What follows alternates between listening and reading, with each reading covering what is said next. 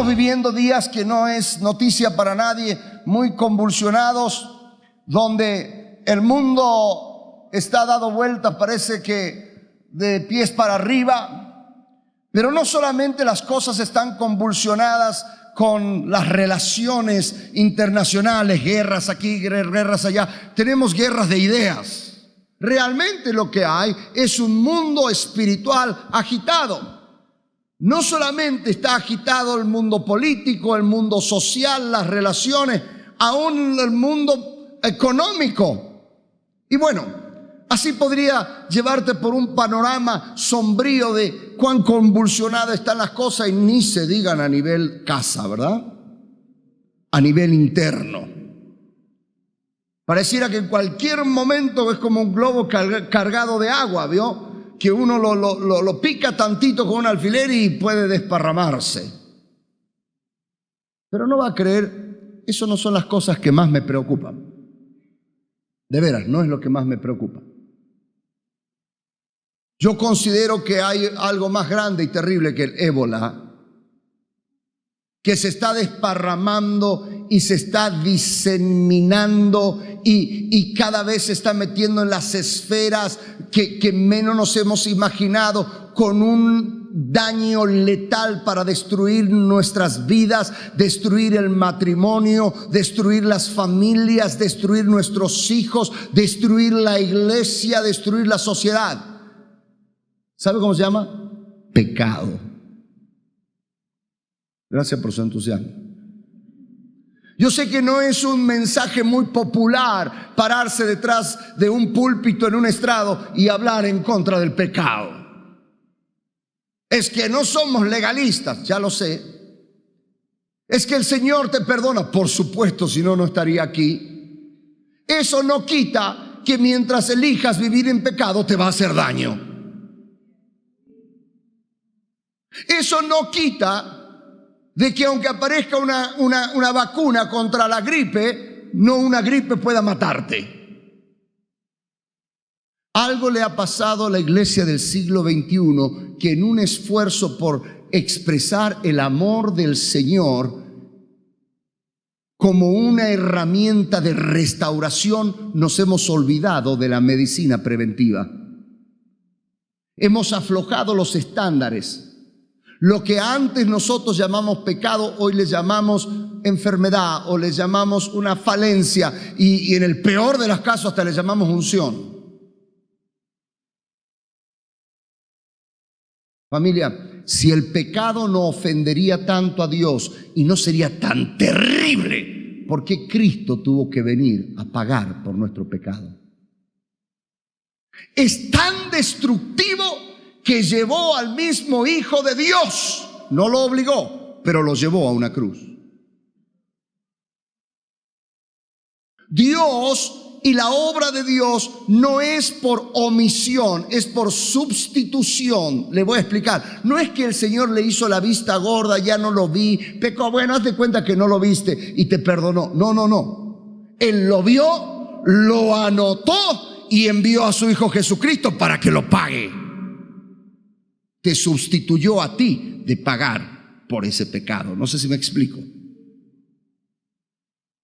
Y de repente me asusta con la liviandad con la que tratamos algunos virus del pecado. El pueblo del Señor desde siempre le tuvo mucho respeto a los virus. Y el mundo espiritual es tan real y el pecado es una sustancia espiritual. Así como hay sustancias como la fe, dice que la fe es la sustancia de lo que se espera. Así dice el original. La fe es una sustancia espiritual. El amor es una sustancia espiritual. Bueno, el pecado es una sustancia espiritual. Y se propaga y llega como la lepra a alcanzar y a tocar y a contaminar y a destruir, a veces rápidamente, a veces de repente y a veces lentamente. Pero algo quiero ser categórico en esta mañana: el pecado te va a destruir si juegas con él.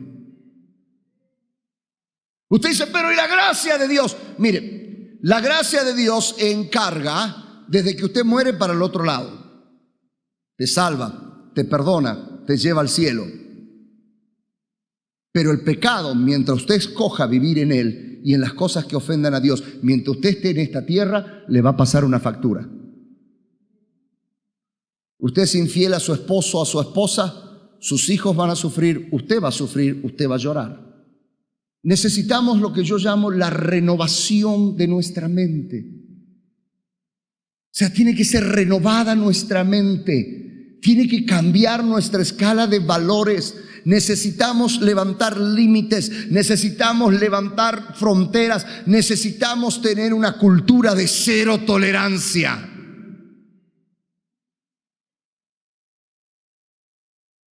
Usted no se da cuenta, pero mire su dedo, hágalo, no quiero burlarme de nadie, solo mire uno de sus dedos, mírelo. ¿Sabe que ahí hay cientos de miles de bacterias que usted no ve? No la ve. Por eso va y come. Si nuestros ojos fueran abiertos a la realidad del mundo de las bacterias, andaríamos todos paranoicos, lavándonos las manos y no queriendo tocar nada. Dicen los microbiólogos que las bacterias no nos han invadido a nosotros, somos nosotros los seres humanos que hemos invadido el mundo de ellas. Están por todas partes. La mano esa que tienes tomada de la persona que está a tu lado está sucia. Usted dice, ay pastor, está llena de bacterias. El lápiz ese que usted mete a la boca, el anteojo que se lo pone ahí, hasta el palillo que lo toma para limpiarse los dientes. Bueno, nada distinto es el pecado. Nos rodea, está por todas partes.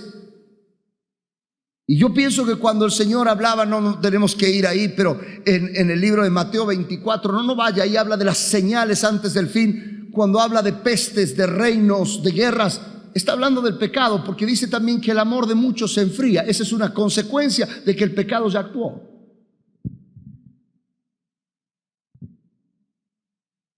Y es un acto de amor, es un acto de responsabilidad de cualquier hombre, de cualquier mujer, decírtelo, alertarte, advertirte. No juegues deliberadamente con el pecado, porque si juegas con el pecado te va a pasar una factura.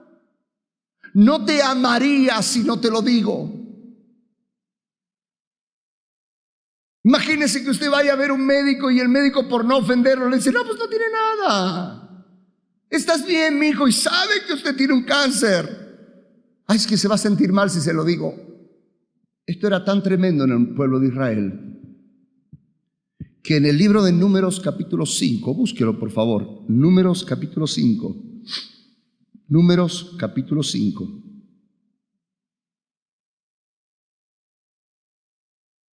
Versículo 2. Dice, manda a los hijos de Israel que echen del campamento a todo leproso y a todas los que padecen flujo de semen y todo contaminado con muerto, así a hombres como a mujeres echaréis. Diga conmigo, echaréis. Fuera del campamento los echaréis. ¿Para qué? A ver, ¿para qué? Para que no contaminen el campamento de aquellos entre los cuales yo habito. Y lo hicieron así los hijos de Israel. ¿Y qué hicieron? Echaron fuera del campamento, como Jehová dijo a Moisés, así lo hicieron los hijos de Israel. Si había una enfermedad muy asociada al pecado, era la lepra. Por eso en la palabra de Dios es categóricamente representativa del pecado, por lo que hace, por cómo evoluciona, por cómo se contagia. De hecho, muchas veces Dios, para castigar a alguien, le hacía caer lepra, como relacionarlo como una consecuencia del pecado. Y siempre le enseño a usted que no hay detalles insignificantes en la palabra del Señor. Los ejemplos están allí como un espejo del mundo espiritual que nosotros no vemos. La lepra es y era, ahora es curable, perfectamente curable. Yo he visitado y visito algunos leprosarios cuando estoy en la India. Es una enfermedad crónica de la piel producida por un bacilo que se llama bacilo de Hansen y que cubre la piel y empieza a carcomerte. Ahora, cuando la palabra de Dios habla de lepra, la palabra lepra no solamente estaba hablando de este bacilo que entra en la piel, pero cualquier cosa rara en la palabra de Dios que afectaba, podía ser la salud, las personas, la vestimenta o las casas, se les llamaba lepra. Y había todo un ceremonial para limpiarlo. Dice: Jehová herirá tu casa con lepra. Y en Levítico, sobre todo, donde estaban las leyes de la purificación, enseñaba de cómo si aparece una mancha en la casa, que podía ser por un mineral, ya vio cuando hay mucho salitre en las paredes, aparecía una mancha, o la humedad, cuando había algo raro, se aislaba esa casa, decía lepra. No precisamente era esta enfermedad de la piel. En otras palabras, cualquier cosa que podía desparramarse, afectar, infectar y destruir una casa, tu vestido o tu familia. En el Antiguo Testamento, la persona que la poseía era discriminada y separada de la sociedad, afectando de esta manera el alma de la persona. Imagínense vivir afuera. Dice, no podía entrar, no podía estar con su familia, tenían que vivir en las orillas y fuera del campamento. Ahora, no lo hacían para castigarlo, encima que el pobre tenía una enfermedad, pero era una medida preventiva. Era precisamente por el miedo, por el respeto, el temor que le tenían a este tipo de infecciones. Y es lo que quiero transmitirte. No vengo a decirte ni que eres leproso ni que te va a dar lepra. Solo te digo, está en medio nuestro, y si no tomamos las medidas en mi vida, en mi casa, en mi matrimonio, en mi mente, en todo mi ser, en la iglesia, se nos va a meter hasta la cocina. Usted dice, ¿cómo puede ser? Yo le puedo mostrar en toda la Biblia leprosos pordioseros allá afuera, porque así terminaban, no podían trabajar. Le puedo mostrar a usted a la hermana de Moisés y de Aarón, Miriam. Le estoy hablando de una líder de primer nivel, profetiza. Le alcanzó la lepra. ¿Y qué si hablo del siervo de Eliseo? Giesi, siervo de profeta.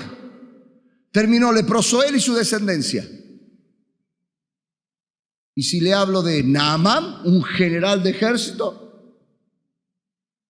el Señor había dado muchas victorias a través de Naamán. ¿Se acuerda que el profeta lo mandó a zambullirse 7 veces en el Jordán?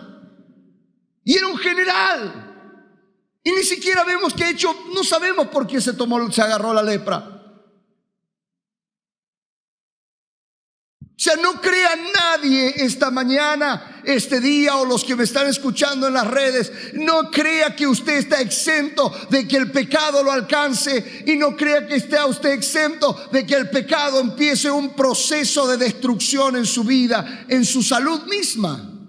Muchas de las enfermedades que padecemos es por nuestros malos hábitos. La lepra está a la vuelta de la esquina. El pecado. Y como hay algo en nuestro ser que se llama el hombre interior caído, pecaminoso, es como que un abismo llama a otro. Al Juan Carlos, al carnal, le encanta el pecado. Entonces apela, seduce. Sí, seduce. Santiago dice que es de la propia concupiscencia, del desorden que está dentro de nuestro corazón, adentro. Jesús dijo, los malos pensamientos, los homicidios, los hurtos, etcétera, etcétera. Las fornicaciones salen de adentro, no de afuera, de adentro. No es que me sedujo, nadie te sedujo, siempre fuiste un adúltero. Es que no sé qué me pasó y terminé robando. No, siempre fuiste un ladrón. Esa es la naturaleza caída, todos tenemos eso. Entonces viene como una miel y lo pone delante nuestro. ¿Y qué sucede? Pues uno es seducido, dice Santiago, y atraído de la propia concupiscencia del corazón. Ahí viene la tentación, uno cede a la tentación. Cuando fue tentado, entonces pecó si cedió, y cuando pecó, dice que vino la muerte. El proceso del pecado.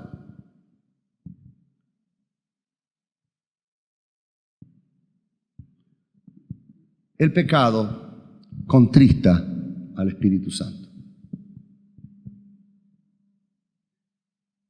Hay dos palabras en el griego, no voy a llegar allí, pero una cosa es caer en pecado, amarté. Amartanei es vivir en pecado. Todos caemos en pecado. Pues todos nos tenemos que lavar la mano todos los días. Nadie va a buscar una bacteria para ensuciarse, ¿verdad? Se le pegan. Por eso tenemos hábitos de higiene.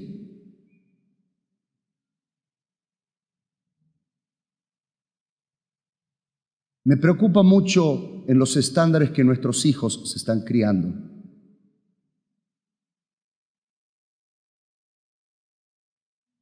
Yo me acuerdo antes una mala palabra, mi mamá literalmente nos lavaba la boca con un jabón.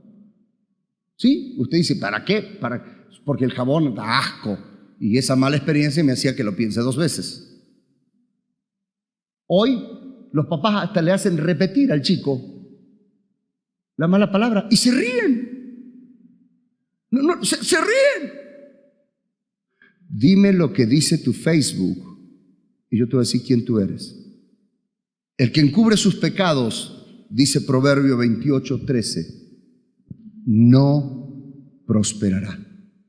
No podemos solaparlo. Debería avergonzarnos.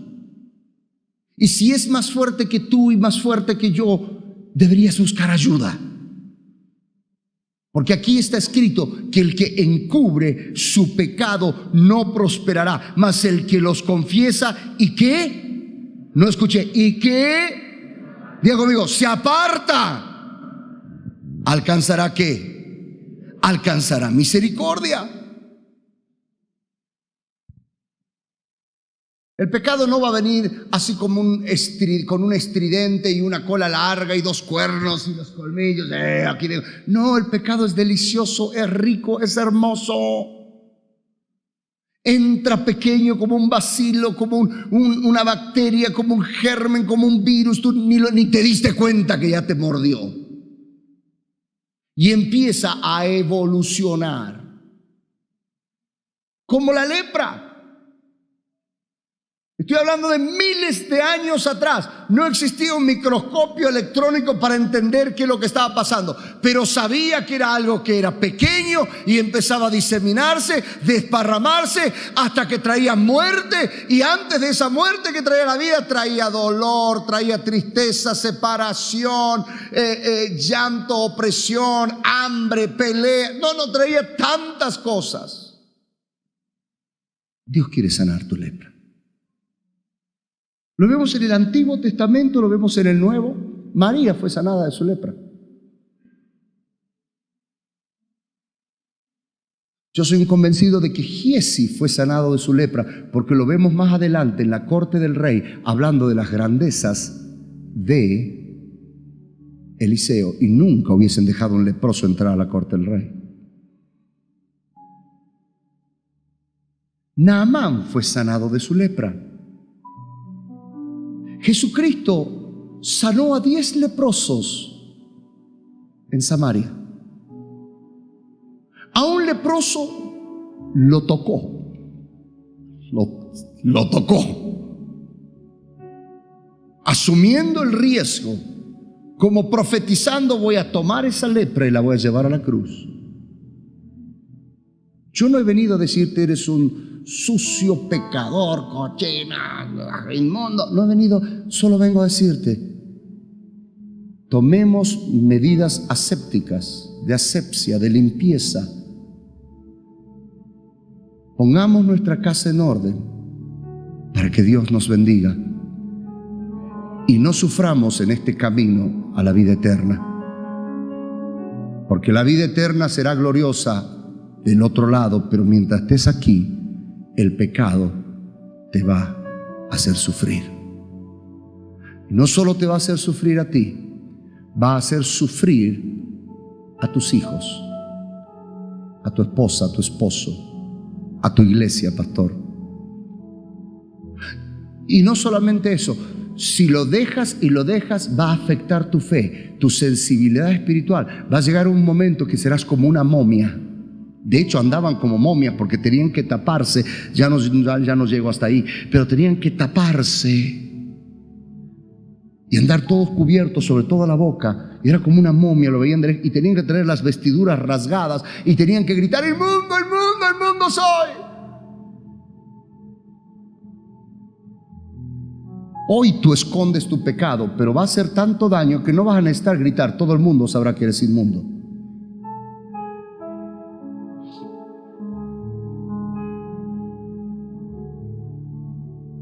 Y yo vengo de parte del Señor a decirte: Él quiere sanar tu lepra. La lepra de tu casa, porque estaba en las casas. La lepra de tu vestimenta, que te habla quién tú eres, si tienes un ministerio, si eres un esposo, si eres un hijo. Quiere sanarlo.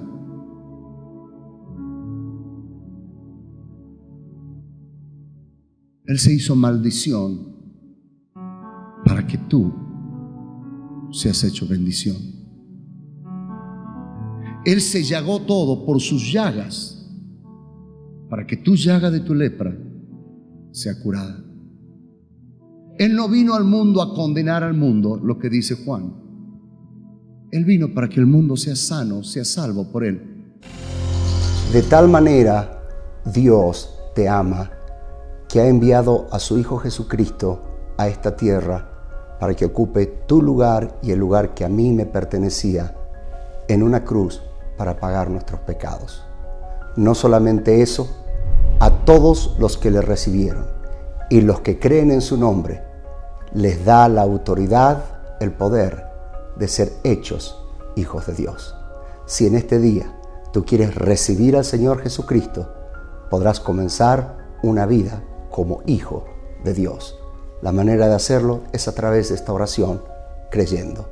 Repite conmigo: en el nombre de Cristo Jesús, Padre, me acerco a ti y recibo el regalo de Jesucristo. Te pido perdón por mis pecados. Me arrepiento de ellos y confieso que Jesucristo es mi Salvador, mi Señor y mi Redentor. Gracias por este regalo. Amén. Comienza a vivir esta vida con Jesucristo.